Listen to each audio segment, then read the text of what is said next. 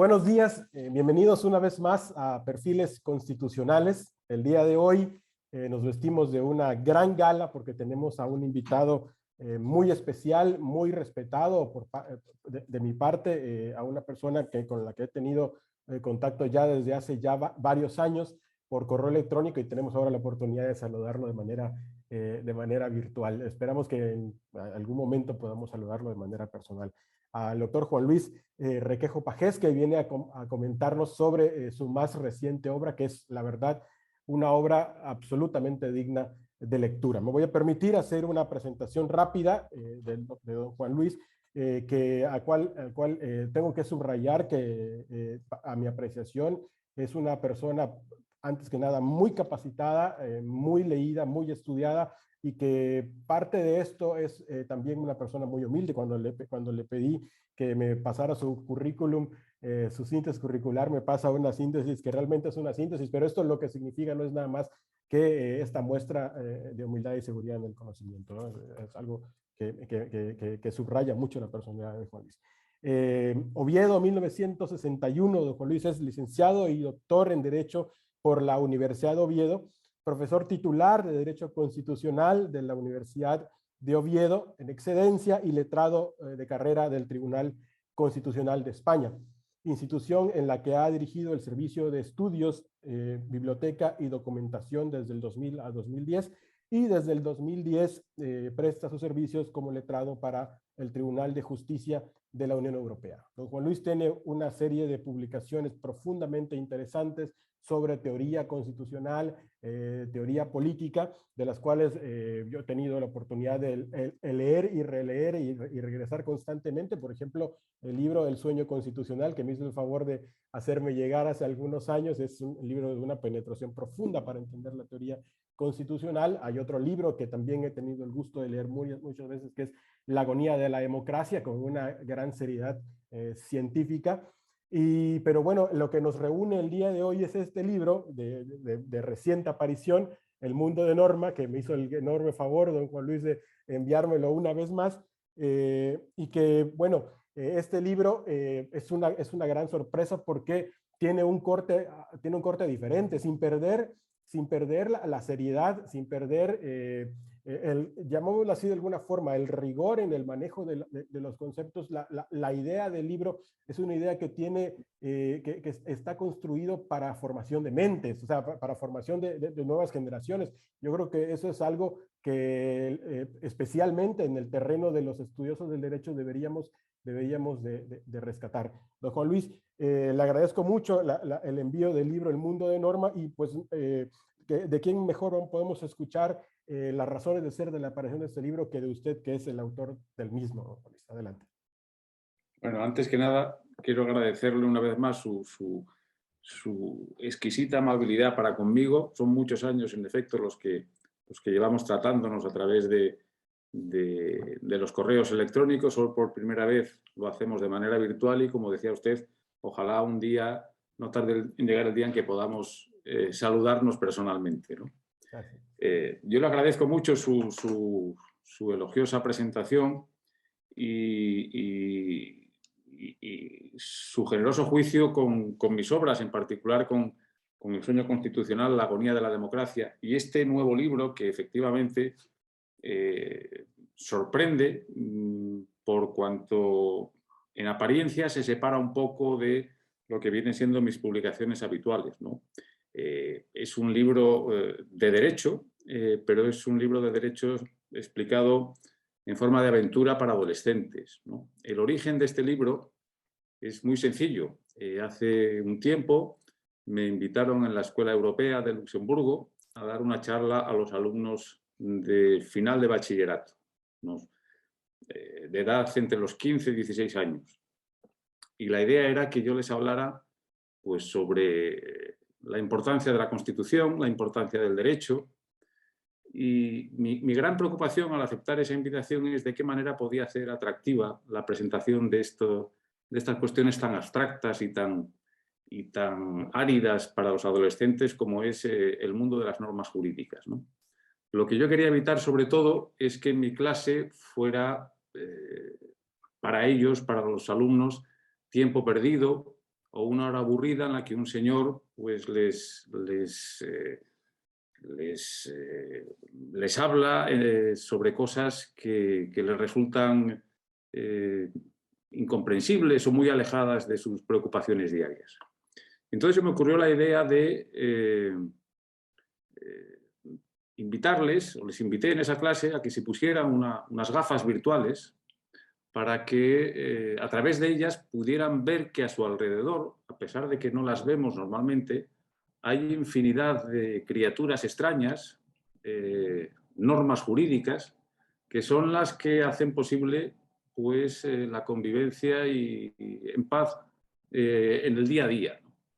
Entonces, con esas gafas virtuales yo les hacía ver que alrededor de la clase había pues, unas normas de apariencia muy singular, que eran, según les explicaba yo, los derechos fundamentales. Había otras normas que eran las que explicaban o las que definía su posición como alumnos en un colegio, otra norma que decía que yo en ese momento era el profesor, es decir, una serie de criaturas que iban ordenando las relaciones que de manera casi inadvertida pues existían entre todos nosotros, ¿no? Entre ellos como alumnos, yo como profesor, el local en el que nos encontrábamos, les decía, hay una norma que dice que este local es un instituto de enseñanza, porque a pesar de que no son más que 4 paredes con unos asientos, pues en virtud de una serie de normas que andan flotando por ahí, este local físico es un aula de enseñanza. Y como aula de enseñanza, aquí rigen unas normas particulares que no son las mismas que rigen en la calle. Es decir, hay todo un conjunto de normas que explican por qué las cosas son como son y funcionan como funcionan. Esa manera de plantear aquella clase pues, resultó de interés para los alumnos. De hecho, el profesor, varios meses después, me dijo que en los exámenes finales todos los alumnos habían referido a las normas de las que hablaba el profesor Requejo, a las gafas con las que habían descubierto esa realidad en la que nunca habían reparado. Y esa experiencia me dio pie para abundar en la idea de un libro que hiciera visibles para los jóvenes pues, la importancia del derecho y de las normas, ¿no? Para un adolescente las normas no son más que inconvenientes, no son más que obstáculos para hacer lo que ellos realmente querrían hacer. Y yo mi idea era tratar de demostrarles que lejos de ser así, solo gracias a que existen normas, pueden hacer realmente lo que hacen en libertad, ¿no? Es decir, las normas no son un inconveniente para hacer lo que uno quiere, sino que son un instrumento imprescindible para hacer lo que buenamente nos permiten las normas que necesariamente regulan la convivencia entre una pluralidad de personas, ¿no? Entonces me ocurrió la idea de, tomando pie en un libro excelente como es El mundo de Sofía, que cuenta a un adolescente pues, las interioridades del pensamiento y de la historia de la filosofía, pues se me ocurrió diseñar una historia en la que 3 adolescentes, con todas las características propias de la rebeldía de la adolescencia, pues se encuentran en una situación en la que, en primer lugar, se les hace evidente la existencia de ese mundo de normas, y se les hace evidente que ese es un mundo muy delicado, un mundo que está amenazado casi constantemente por un peligro que puede poner fin a esa realidad, ¿no? Es decir, las normas son inevitables, son necesarias para la convivencia en una colectividad. A ellas se les debe los derechos de los que disfrutamos y nuestras libertades, pero son normas que, a pesar de tener esa capacidad extraordinaria de crear un mundo de convivencia civilizada, son también normas muy delicadas, son criaturas amenazadas constantemente de extinción. Amenazadas pues, por quienes quieren sencillamente terminar con ellas y hacer que rija una norma de la que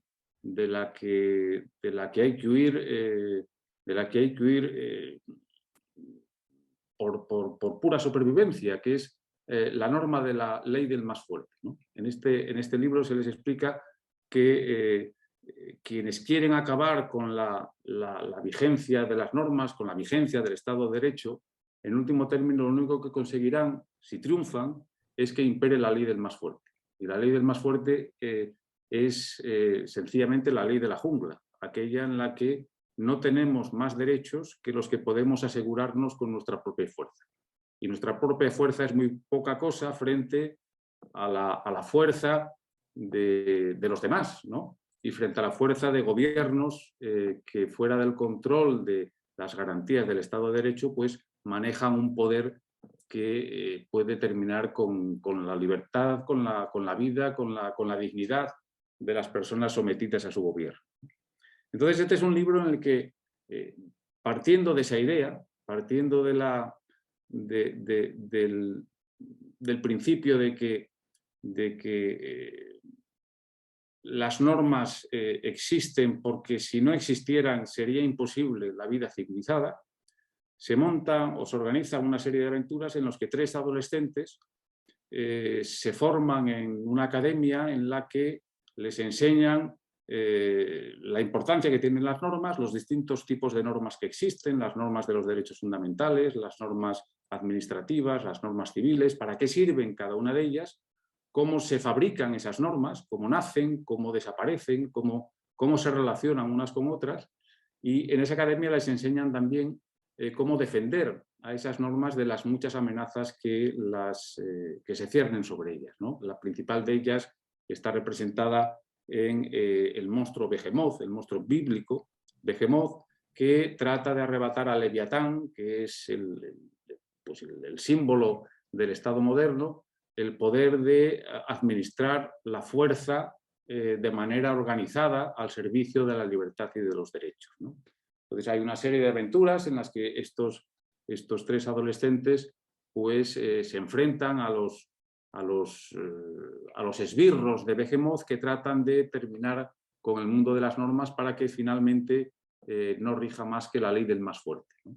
Se trata pues, de explicar para adolescentes la realidad del derecho en términos que les resulten visibles, tangibles, y que les hagan ver pues, que pese a lo que razonablemente un adolescente considera que es una pesadez, ¿no? La obediencia a las normas y a los derechos, es gracias a esas normas y a esos derechos, gracias a ellas a las que pueden vivir una vida pues, en relativa libertad y bajo unas garantías que de otro modo no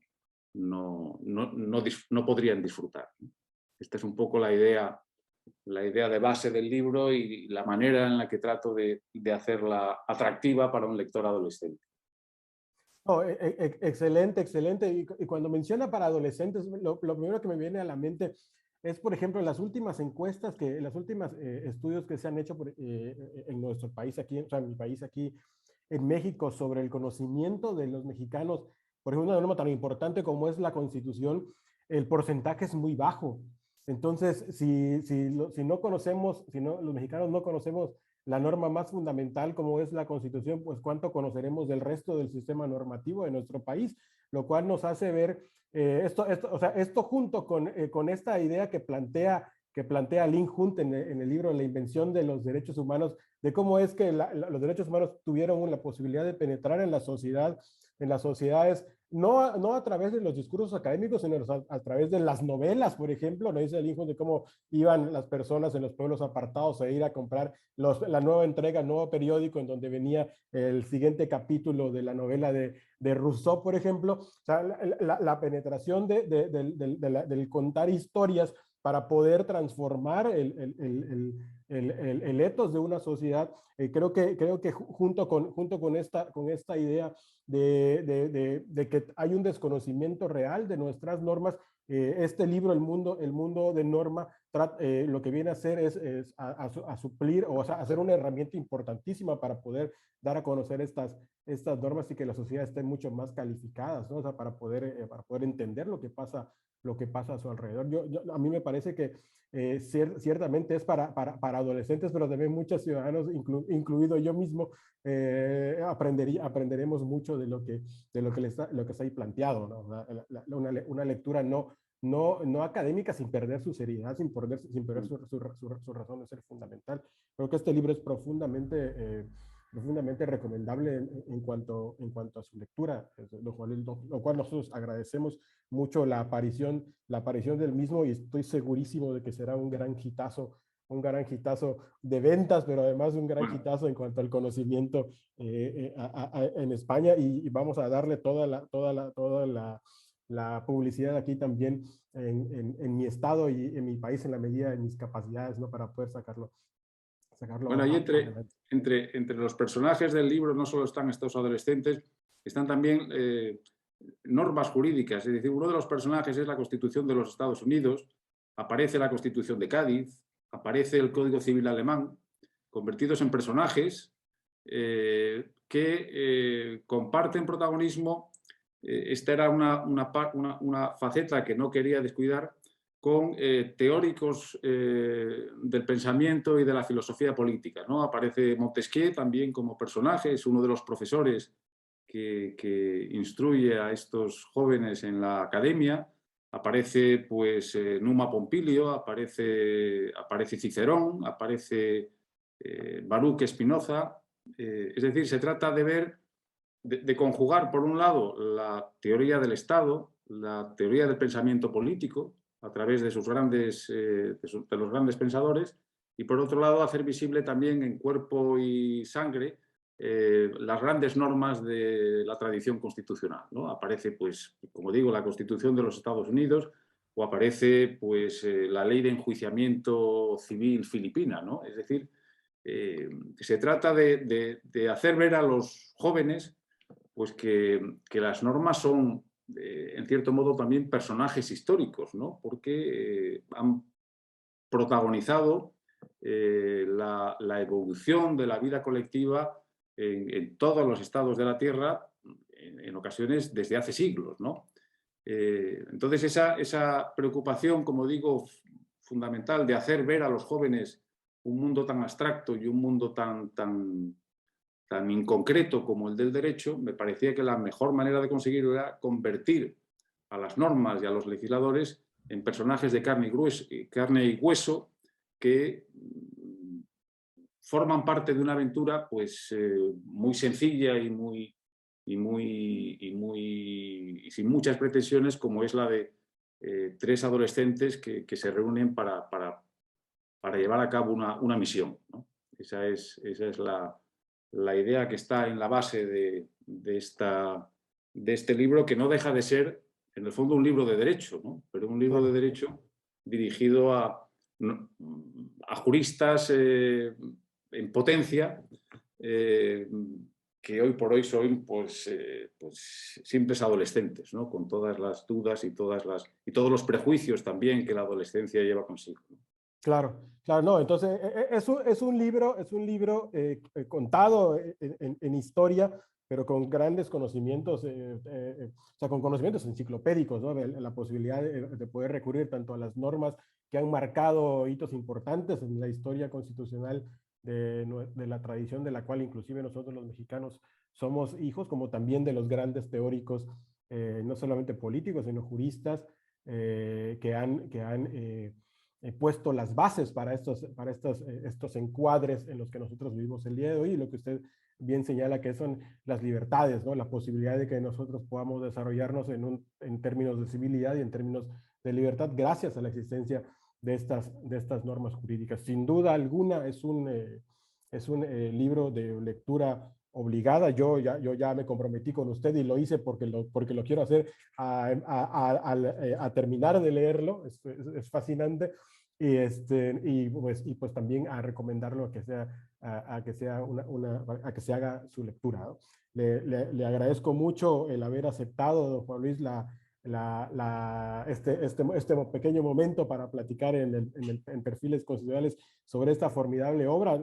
No omito señalar que el doctor Juan Luis acaba de ingresar a la academia, a la Real Academia de Jurisprudencia de Oviedo con un discurso que me hizo el favor también de enviarme, que me pareció profundamente interesante sobre una discusión importante en tema del Estado de Derecho, ¿no? Me recuerda mucho a la reciente jurisprudencia del Tribunal de Justicia de la Unión Europea sobre este tema de el conservar los pilares fundamentales del Estado de Derecho, los derechos humanos. Pues es lo que podemos ver de viva voz de don Juan Luis, es una persona muy estudiada, muy educada y también muy preocupada por no solamente dar a conocer en el mundo académico los extremos del Estado de Derecho, sino también en el mundo social en general. Don Juan Luis, no sé si quiera decir alguna cosa más para ir concluyendo. Reiterarle mi agradecimiento por su muy amable invitación a participar en este canal y hacer votos una vez más, porque no tarde en presentarse la ocasión de poder saludarnos finalmente de manera personal, ¿no? Después de tantos años de relación epistolar y ahora virtual. Claro que sí, vamos a hacer votos porque eso suceda pronto. Pues muchas gracias. Esto ha sido Perfiles Constitucionales. Les agradecemos haber gastado su tiempo un poco en esto para poder ver para poder escuchar del autor de esta formidable obra llamada El Mundo de Norma, recomendable, no solo recomendable para los adolescentes, pero yo diría que para la sociedad en general. Hasta luego y muchas gracias. Hasta pronto, gracias.